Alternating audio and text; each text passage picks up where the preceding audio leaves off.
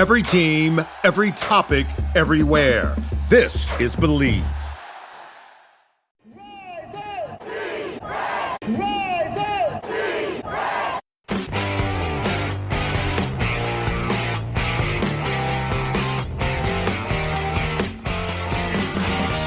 This is the Rise Up See Red podcast, all about the Arizona Cardinals and the NFL, featuring insider and outsider perspectives. Enjoy the best hour of Cardinals talk on the web.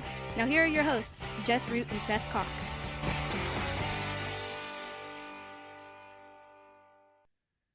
Hello, Arizona Cardinals fans, and welcome to the latest edition of the Rise Up See Red podcast, the best of Cardinals talk on the web. I'm your host, Jess Root from CardsWire.com, USA Today's NFL Wire site that, of course, covers the Arizona Cardinals in the middle of our opponent preview series, as we've done for the last several years when it comes right around training camp in July. I bring on guests who cover the Cardinals' 14 opponents each season. The Cardinals will take on the New York Giants in week 4. Joining me for the second time, so the last time he joined me the last time the Cardinals were set to play the Giants, John Fennelly, one of the contributing writers over at the Giants Wire. John, how have you been? Good, Jess. Glad to be back. Having a good summer, although it's very smoky here in the New York area. Wildfires from Canada are bringing us yellow skies today. That's not great, man. That's not good. Not good. We live over here in the Devil's Breath during the summer here in the Phoenix area, where you walk outside any time of day and it feels like the Devil's Breath out here this time of year.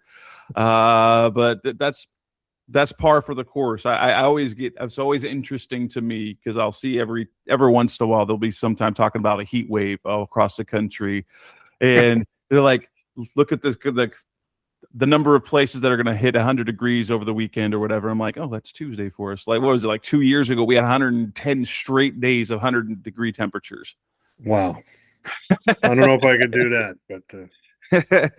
But like we always say here, it's a dry heat, man. It's a dry heat.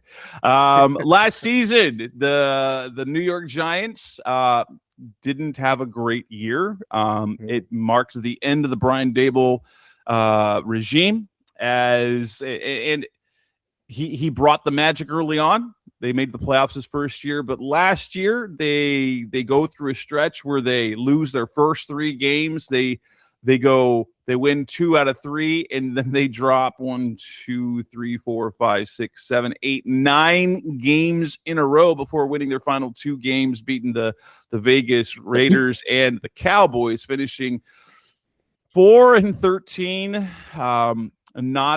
They were slightly better than the Cardinals. I can't complain. I can't dog the Giants much for what they did, but it was a season of struggle. What went wrong last year ultimately? Always injuries. And I'll tell you this right now, the defensive scheme they had, Shane Bowen was the defensive coordinator. Him and Joe Shane, the GM, really, I don't think we're on the same page. Joe Shane was, drafting and bringing in aggressive players, and Bowen's scheme was kind of a passive one. You had guys coming off injury. It just didn't gel at all. Dexter Lawrence was playing with one arm. He didn't have really he had 9 sacks in 24. He only had a half last year. So he wasn't rushing the passer. They weren't getting a lot of pressure other than Brian Burns. And, the defense just folded in games. They blew 5 fourth-quarter leads. 5 winnable games, including a 33-point lead in Denver in the fourth quarter. So I don't know if you saw that game, but that game was wild. But that was probably, you could probably pin some of that on the offense from not being able to drive the football. I think the conditioning was an issue too, and that's going to change. That's going to change big time under John Harbaugh. Yes, sir. Yes, sir. Well, there were a couple of bright spots, of course, drafting Jackson Dart in the first round. He showed promise, went 4-8, but had some but had some good performances. He had 15 touchdown passes to only 5 interceptions, and then rushed for another 9. So that was a very productive rookie year. You got some flash from Cam Scatteraboo, Arizona State guy right here. So I've had season tickets for Arizona State for over 20 years. So Cam Scatteraboo is one of my favorite players. I don't know how long he can keep it up in the NFL with the way he plays. And, of course, an injury is what set him back. But he created some excitement. And what is sort of what was the excitement about Jackson Dart? Did he show that? Is there the belief that he is the guy, or is it more like we think he can be the guy? I think right now we think he can be the guy. Every time he runs with the football, everybody has their heart in their mouth, because he doesn't slide, he doesn't avoid contact, he doesn't go out of bounds. He ends up in the blue tent sometimes once, maybe twice a game. He missed 2 games with a concussion. And we got Jameis Winston. That was even more fun. He's exciting. But, it's just the offense moved. He moved the ball with the offense. And he avoided sacks. He made some spectacular plays. He made some great throws. He made some lousy throws. He has to work on his deep passing. And his completion percentage, but he really was a spark last year, and the fans are excited after watching Tommy Cutlets and Daniel Jones and guys of that ilk. They finally got themselves a franchise quarterback. That's what it looks like. If he can stay healthy. Yes, yeah, absolutely. That's the one thing I worry about him as a player. He is reckless. He's reckless. And if he can, the key is, can you hone that in while still maintaining the same level of intensity? Because of some players, they'll hone it in and then they're a different player, and it's right. Not the same. You mentioned Brian Burns having a great season, 16 and a half sacks. Yeah. How did rookie Abdul Carter look, who was drafted in the first round? He had 4 sacks, but how impactful was he as a rookie? Does it look like he is everything? Does he look as advertised? Well, he is where the scheme is a problem. They're not going to make the same mistake with Orville Reese as they made with Abdul Carter. Abdul Carter didn't have a position. So they kind of used him as a rover. And if somebody was out, he'd play that position. He could play inside and outside. He's that talented. But rookies, when you switch their position every game, they're still learning. If you planted him in one position, we'd be able to get a better gauge on it. He's going to play outside this year, so we'll probably get a better idea of how good he is. He's a great athlete. There's no question about it. But, the numbers weren't there because he wasn't being asked to do, what people thought, his strengths were, rushing the passer. So he's out in coverage one snap, and then the next thing you know, it's a running play, and he's playing inside. He's getting pushed around. You got to utilize guys with, to their strengths, and they didn't do that with him last year. Were there any other bright spots from the Giants last season? Any other bright spots? Not really. Special teams, disaster. And now you've got our special teams coach out there this year. Michael Gabriel. Yeah, was it a performance issue? Was it a coaching issue? Because Gabriel knows Mike LaFleur. They work together on the Jets. But what was it a coaching issue? It could have been, but I felt bad for him because special teams coaches have to deal with the 47-man cut. Who makes the 47-man cut on Sunday? And if you don't have the right guys out of that 47 to have a special teams unit, if it's a different group every week, it's not going to be the same performance every week, no matter who's the coach. Yeah, and the Giants was shifting guys. 4 different kickers last year. Yeah, Graham Gano crapped out on us, and we ended up with a guy by the name of Ben Sauls, and he wasn't that good. He's going to get beat out this year probably by a rookie. But when you have different guys on special teams every week, there's no continuity there. You can't expect, to have a solid performance, and they didn't. and they have no returners. So, Gunnar Olszewski got hurt. He's the only guy that looks like a returner. He got hurt, and now he's hurt again this year. So they got Braxton Berrios. So hopefully that could, he's not a bad returner. All right. Well, let's move on to the offseason. There's lots of change that happens. So coming up next on the Rise Up See Red podcast, the best of Cardinals talk on the web, let's discuss the offseason moves the Giants made. Coaching staff, free agency, and the draft. That's coming up next on Rise Up See Red. We're back on the Rise Up See Red podcast, best of Cardinals talk on the web, talking to John Fennelly, one of the contributing writers over at the Giants Wire. The offseason has been a big one for the Giants. It started off with letting Brian Dable go. It becomes they get the biggest name in the market in John Harbaugh, offensive coordinator Matt Nagy. And I will say this: the Cardinals and the Giants were kind of mocked for their offensive coordinator picks, but these are guys who are around the league are well respected, have done a lot of different things. They've both been head coaches. Yeah. But Harbaugh comes in and after a gazillion years with the Ravens, now comes to New York. You have McNally, Leonard Wilson, and Charlie Bullen sticks around. What do you like about the coaching staff, and how much excitement is there to have a Harbaugh? Well, you're going to look at John Harbaugh, and he's basically a CEO. He's going to be the guy on the sideline. He may not even wear a headset for all I know, because you've got former head coaches on that sideline. You've got Nagy. You've got Brian Callahan as the quarterback's coach, right? Charlie Bullen was a coordinator with the Giants last year. Leonard Wilson was a coordinator. He's got a lot of senior guys there. So I think that Harbaugh is going to come in. He's going to be able to run this team from 100 feet up and not be too granular and let these other guys do the coaching. I think it's a great move. And the front office is all spread out now. Joe Shane isn't piled on with contracts and everything else. They moved all of that off his desk, and all he does is scout now.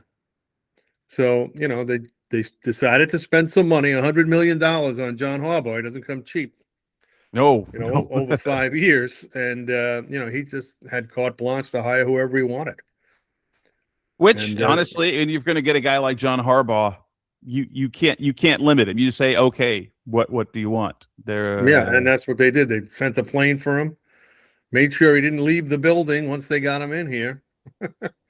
The full court press, even John Mara, who was going through cancer treatments, came in, and he made sure that he told Harbaugh how much we wanted him, and he sealed the deal. Of course, $100 million is hard to walk away from. Yeah. Well, and the prestige that can come with bringing a Giants team to relevance, it matters. I mean, as a West Coast guy myself, I do recognize the appeal of taking a long time. The Giants carry a lot of history, and if you can make the Giants good, that is great for your legacy. Like John Harbaugh already has a great legacy, but if you can make the Giants relevant and great and competitive again, that it only furthers that. Yeah.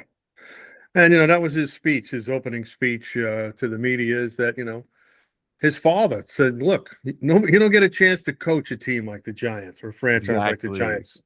And they're going to pay you a lot of money. You got to take this job. And he's happy he's here.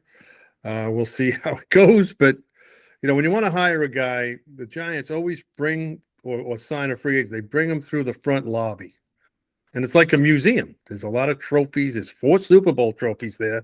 There's a lot of other old NFL trophies and pictures of people like Lawrence Taylor and Frank Gifford and, and Sam Huff. It's overwhelming. So that person right away feels overwhelmed. You have a good home court advantage.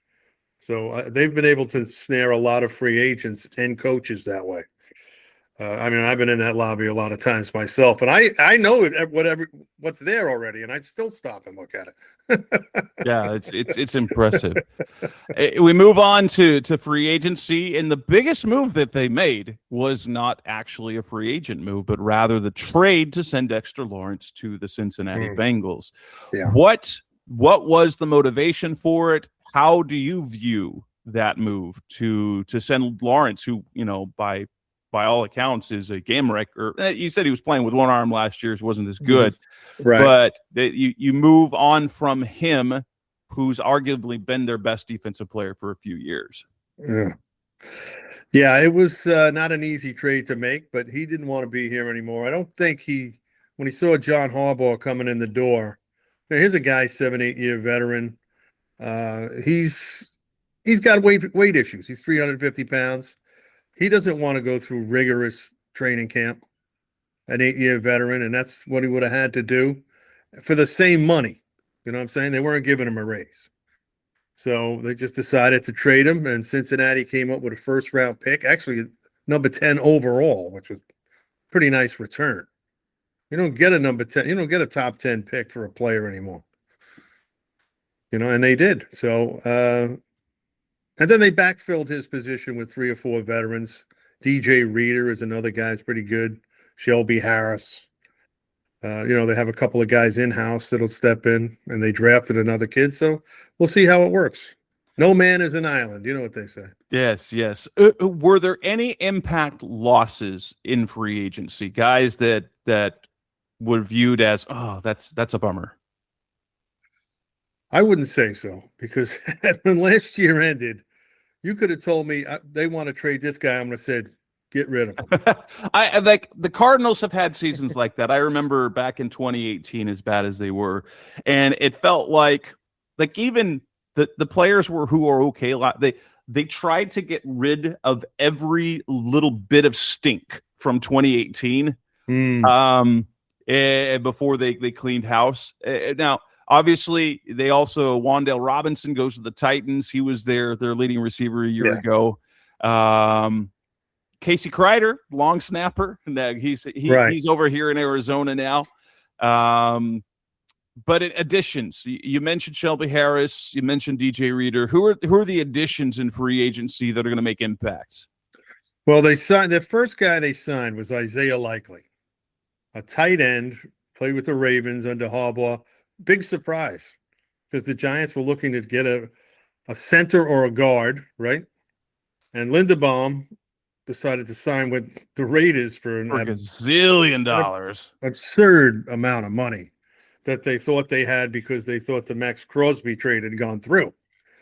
Then when the Max Crosby trade doesn't go through, the Raiders don't have that money, that Linderbaum money anymore, right? So they have to find that money somewhere else, but that's another story.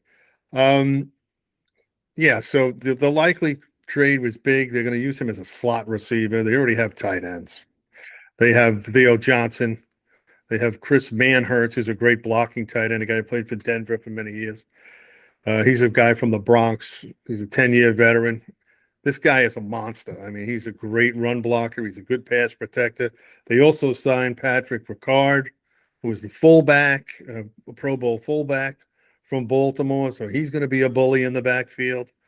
So, you know, that'll give them flexibility with Likely in the slot. He's 6'4", 240, fast, good hands. Once he gets past the line of scrimmage, he's a huge mismatch. So, you know, and they also, you know, Beckham is back, Odell. Yes, he is. He may not be what he once was, but, you know, if you're facing the Giants, you've got to at least account for him. That is correct. You know? They also added Darnell Mooney and linebacker Tremaine Edmonds on defense. Yeah. Well, Edmonds replaces Bobby Okereke, who had a great year last year. He led the team in tackles. Just wasn't the type of linebacker that they were looking for. They liked Edmonds, so it was like a swap. They cut Okereke, who I still think is on the market. I don't think anybody picked him up. It doesn't look like he's signed anywhere yet. Right. So, and Edmonds is more of a guy that Denard Wilson likes, so they signed him. And, you know, we'll see if he's any better. I don't know. Okereke played pretty well as far as I'm concerned. They also add Juju Smith-Schuster, some veteran reliability in the receiver. Nothing special about him, but he gives you something in terms of consistency. He's not dynamic at this point, but not bad. And he was not a lot of money either. No, I mean, he's a veteran pair of hands. It's hard to believe that, he's still out there, Juju Smith-Schuster. He's very slow. But in practice, he looked pretty good. He had some hop in his step, so they signed him. And, I don't know how many snaps he'll get or even if he'll make the team, but he's reliable. You're right. Catches the ball when you throw it to him. And we moved to the NFL draft where they had the 2 top 10 picks. They make the move to get Arvell Reese, 5th overall, tackle Francis Mauanoa. Both guys, by the way, which were connected to the Arizona Cardinals in that.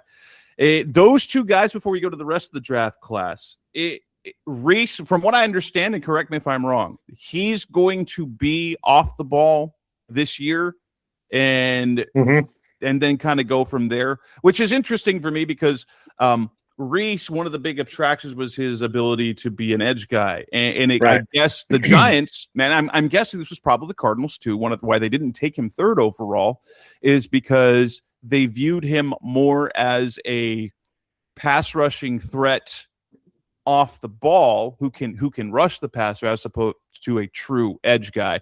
And that's going to be a really fun combination that you get with Abdul Carter and Brian Burns off the edge, and then adding Arvell Reese off the ball with his ability to get to the passer, but also a dynamic off the ball player.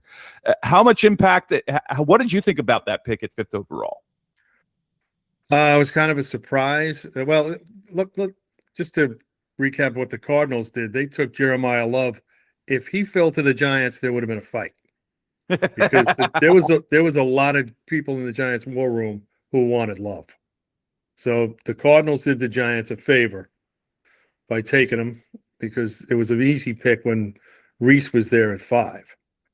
So everyone thought they were going to take Caleb Downs, a teammate who was the safety, but they passed on him and took Reese. Or Styles, the other linebacker.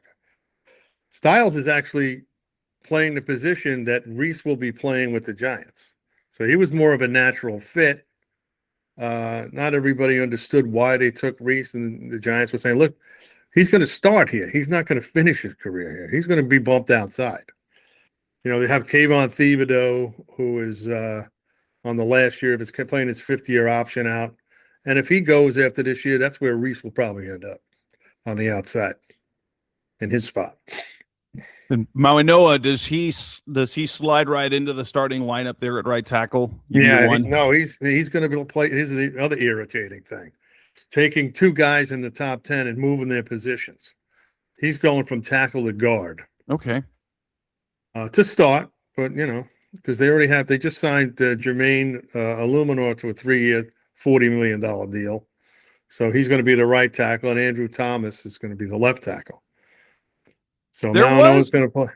What's that? There was some talk that Mauanoa might be an even better guard, but that'll be fun to see, especially because he then gives you the versatility to then in a year or 2 slide him out and still get impact from him right away. And he's a mauler. He's going to be mean in the run game.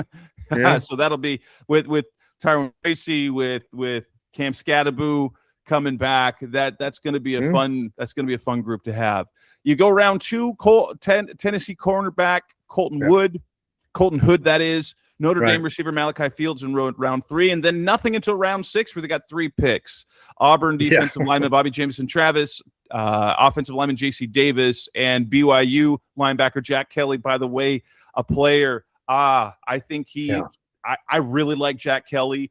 I don't think he's going to be a star by any means, but his intensity, his ability, his versatility to play off the ball, to be to rush the passer, and I think he'll be a monster on special teams in the pros. Right. He reminds me of a guy we had here about 10, 15 years ago. What the heck was his name? I can't remember. But Chase Blackburn.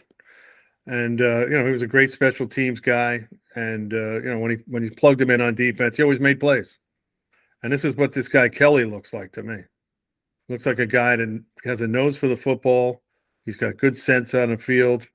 He doesn't need to be coached. You just wind him up and put him out there.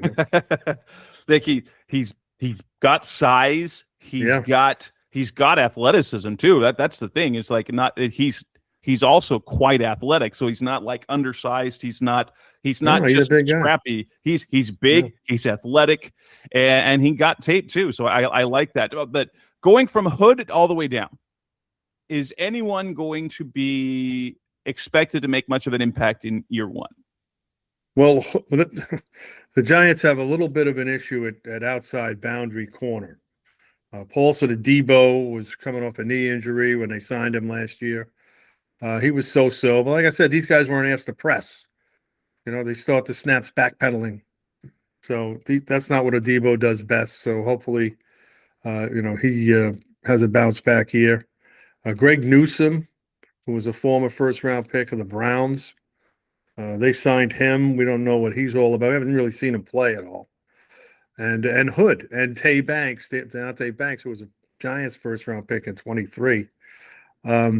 He's getting a second life. This is the last year of his contract. We didn't pick up his fifth-year option. So he's playing for his supper this year. And, they've questioned his desire to play because he backed off some tackles and didn't hustle on some other plays. And he got into the doghouse. And now Harbaugh says, well, he's a talented kid. We're going to give him a second chance. And so far, he's looking better. But he's going to, vie for that starting position also. But I think in the end, you'll probably see this kid Hood out there. He's a good ball player. Yeah. And then let's move on to what to expect in 2026. So coming up next on the Res of Seaward podcast, the best of Cardinals talk on the web. Let's move on to the Giants in 2026. What's expected out of them, and also how they compare, how they think about the Cardinals. That's coming up next on Res of Seaward. We're back on the Rise of Seaward podcast, the best of Cardinals talk. I'm talking to John Fennelly of the Giants Wire as we look at the New York Giants. Now looking ahead to the 2026 season, now with John Harbaugh as head coach, Jackson Dart coming back. You've made some reinforcements. What are sort of the expectations for the Giants? The NFC East is always fairly winnable, fairly competitive. How far do you view this team as a fourth place team? Or is more expected of them in their first year under John Harbaugh? Well, yeah, the over-under on the win total this year is 7.5. I mean, that's what it was last year, too. They'll probably get that this year. Harbaugh comes in, a more disciplined team. The Giants had no discipline under Dable.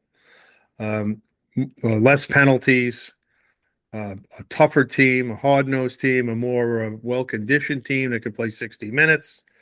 And that's all if they just think about the 5 games they blew. If they win 4 of them, that's 8 wins instead of 4. They should have won those games too. It was almost hard to believe they lost. So, they were almost a 500 team with all the injuries, with no Neighbors, with no Scatterbo, with Lawrence not playing 100%, and a rookie quarterback.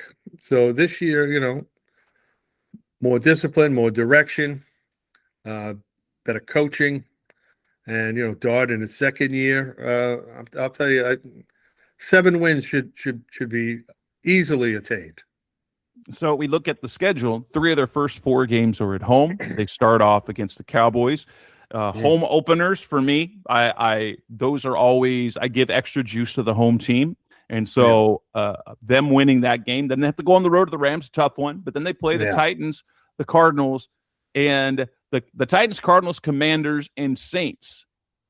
Right. If things go right, this is a team who could reasonably be 5-1 after their first 6 games. Reasonably. Not say that will happen, but you see it, you can squint and see on the schedule. They could beat the Cowboys in week 1. They could do that. They're playing at home. It's the home opener. It's Sunday night. It's going to be extra juice there at MetLife. They probably lose to the Rams, but then you're playing the Titans and the Cardinals at home. Both teams were dreadful a year ago. The Cardinals don't look much better this year. The Titans are improved. The Commanders on the road. Commanders, we don't know what they're going to be exactly. And then the Saints is also very winnable. 5-1 after 6 games. With a little bit of Harbaugh magic, with a little bit of fortune, they could start off the year surprisingly well. Things do get tougher. They play in Houston. They play in Philly. They're going to play the Jaguars. They're going to play the 49ers. They're going to play the Seahawks. They're going to play the Lions, and then close the season against the Cowboys and the Eagles. Yeah. And so, they might be able to, if they start out hot, they might have to back their way into the postseason. But how likely do you think that they can make the postseason, one, or even surprise and win the division? They'd have to improve as the season went on. I mean, there's a lot of newness there. I mean, they need to really come together. There's a lot of guys who haven't played with one another that have even been on the roster for a couple of years because they've been injured. So then you bring in free agents and rookies, and they really have to see how training camp and the preseason goes to see how they're gelling. But you're talking about 5-1. I would bet, knowing the Giants all these years, they beat the Rams and probably lose to the Titans. So yeah, that's the way they go. They beat the tough teams, lose to the easy ones. And last year they lost to everybody, so it didn't matter. As you look at that Cardinals game in Week 4 at home, how is that game viewed by Giants fans? Is that viewed as a will win, a should win, or a toss-up? I would say every road game for them is a toss-up. Over the last 12 seasons, they have 10 double-digit loss seasons. So there's no confidence, even from the fan base, that they have definite wins and, they should win today. No, let's see what happens. That's what it's turned into. The fans aren't very confident that they can just go out and beat a team that they're supposedly superior to. They just don't do it. They haven't been doing it. But under John Harbaugh, things might change. So I think that they'll expect to beat, the teams like, the teams that are rebuilding, like, Arizona and, some of these other teams. But nothing's cast in stone. Nothing's a certainty. Ceiling, floor in terms of reasonable wins and losses expectations. What do you see that being for 2026? I would say the ceiling is probably 10, maybe 11, and the floor is 6. Okay, that's an exciting group to be part of because they're ascending. They've got a new head coach. You've got a young quarterback that you're excited about. Week 4, the Cardinals will be playing in MetLife Stadium, 1 p.m. Eastern. That will be the 3rd and 4. The third road game that the Cardinals have, their first game that we look at the schedule and say maybe they can pull that one up, but they're still touchdown underdogs, I believe, even still. So we'll keep that in mind. So that will wrap up this edition of the Rise Up Secret podcast, the best our Cardinals talk on the web. Big thank you to John Fennelly for coming on. Finding your work at the Giants Wire. Any other work, any place that we can see what you're cooking these days? Not right now. No, I'm dedicated to Giants Wire, as you know, semi-retired after a long career. So I jumped in with Dan a few years ago to help these guys out. And, I keep saying I'm going to retire, and every year now I can't retire. With John Harbaugh coming in, I said, no, I'm coming back. Hey, but cover football, it's a good time, man. Thanks for coming on. We have more opponent previews. We've got more training camp coverage with Seth and myself, as well as divisional rankings and things like that. But until then, thanks for listening. As always, we'll be back again soon. Thanks for listening to the latest edition of the Rise Up, See Red podcast. Listen to previous episodes and subscribe to the show on Apple Podcasts, Stitcher Radio, Audioboom, or many other podcast platforms so shows are delivered directly to your mobile device. Please give the show a 5-star rating and always support the sponsors who support the show. We'll be back soon for the best hour of Cardinals talk on the web. Rise up, Red Sea, be Red, See Red, and of course, Rise Up, See Red.